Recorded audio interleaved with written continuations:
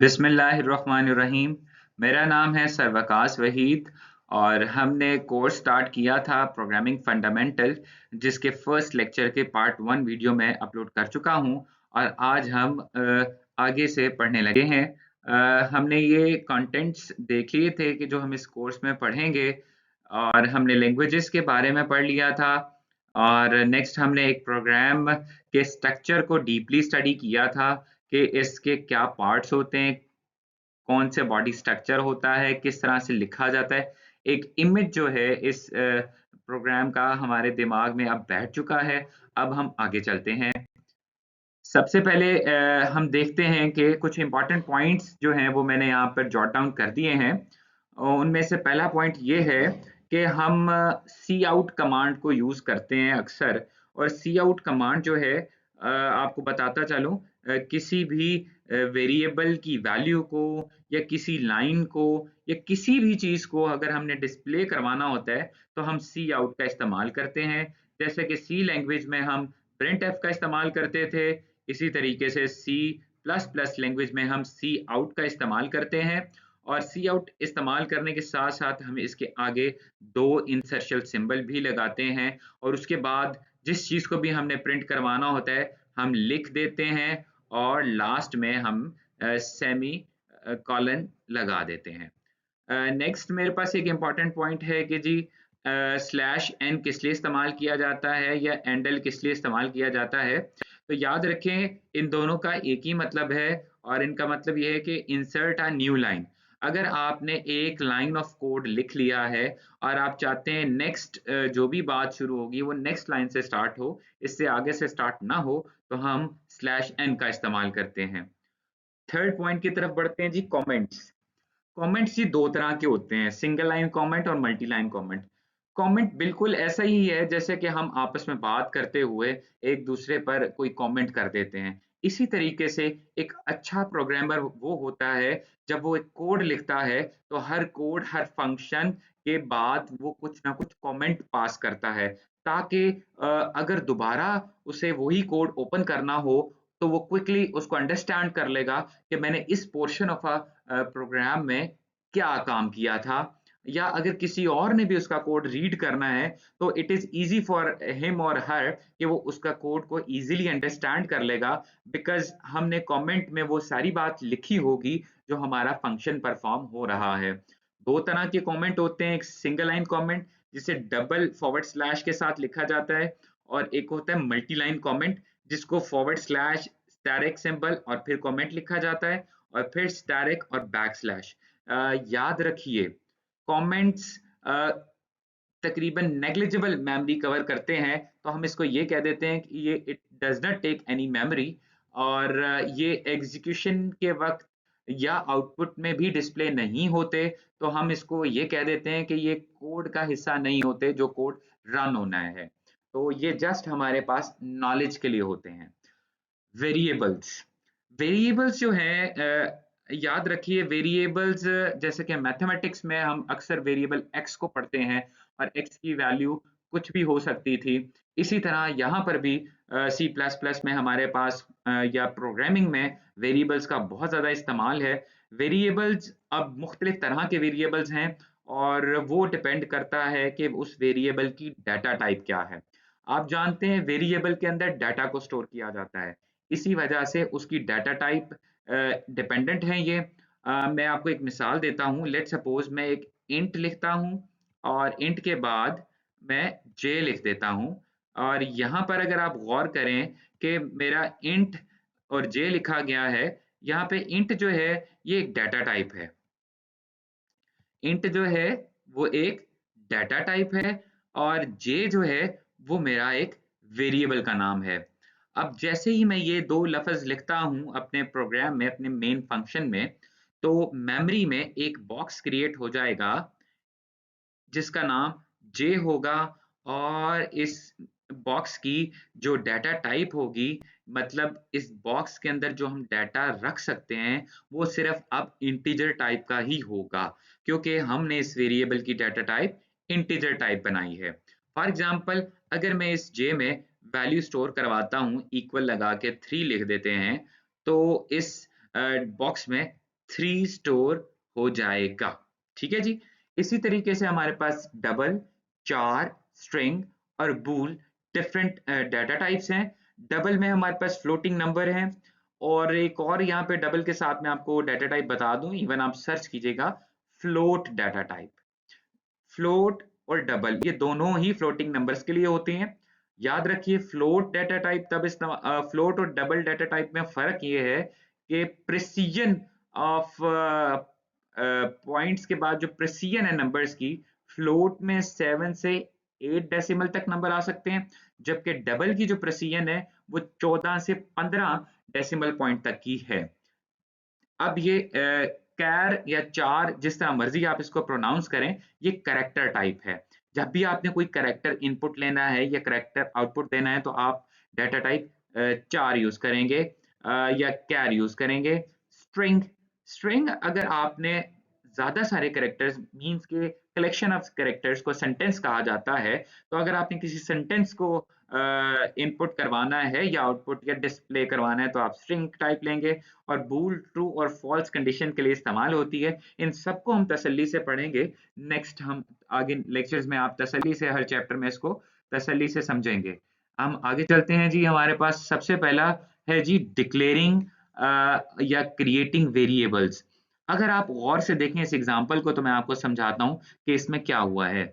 सबसे पहले मैंने जो बातें आप पे फर्ज की थी वो थी इन हैश इंक्लूड आईओ स्ट्रीम, जो कि मेरी एक लाइब्रेरी है, जो कि इनपुट आउटपुट के लिए लाइब्रेरी ऐड करवाई जाती है।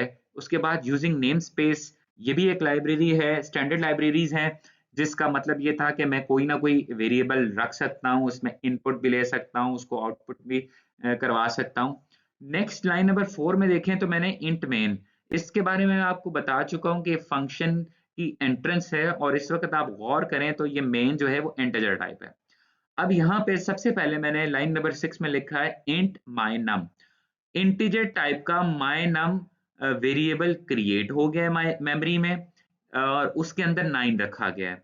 फिर एक डबल डाटा टाइप का वेरिएबल मैंने बनाया है, और वेरिएबल का नाम है फ्लोट नम, और उसमें 3.78 है।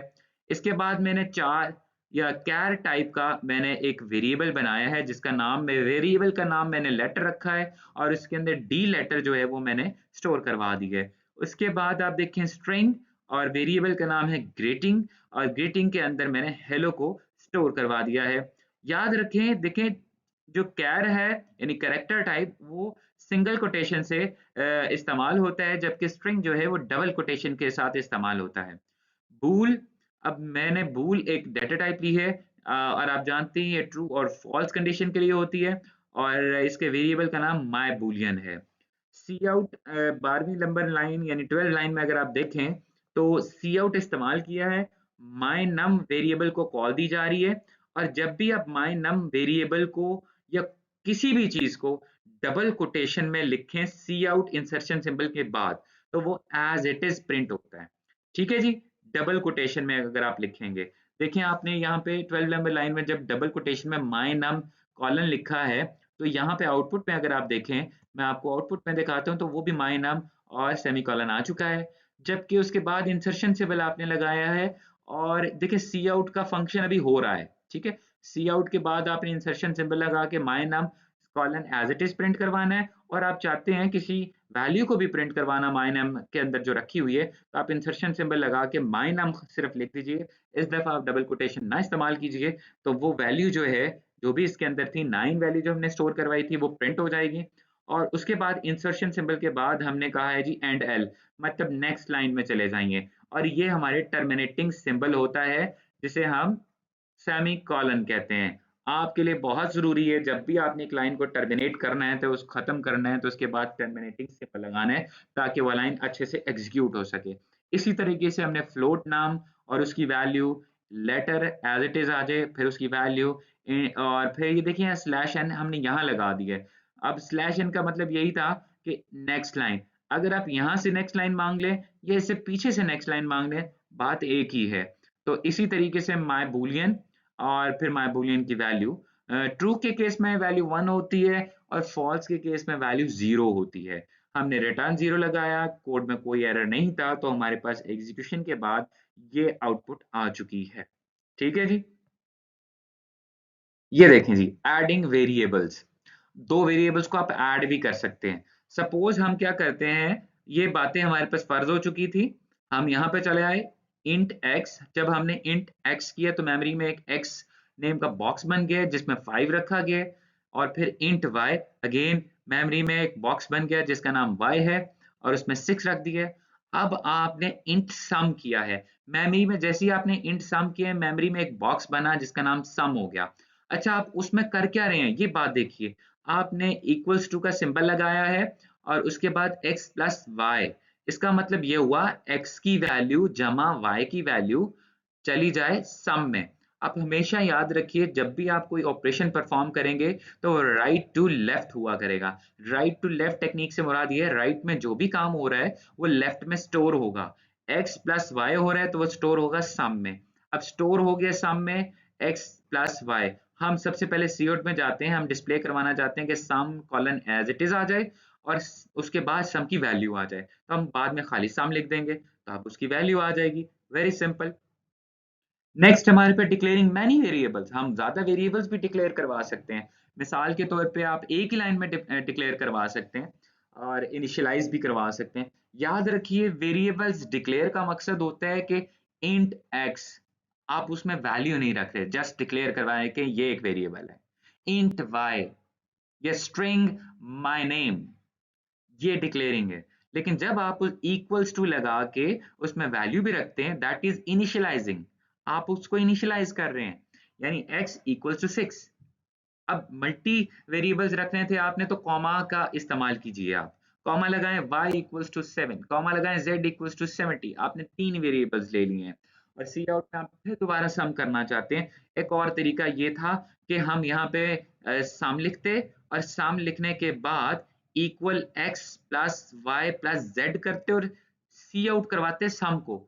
लेकिन दूसरा तरीका ये है कि आप सी आउट में डायरेक्टली लिख दें x plus y plus z, तब उनकी वैल्यू सम होके प्रिंट हो जाएगा। ठीक है जी, बात समझ आ रही है आपको?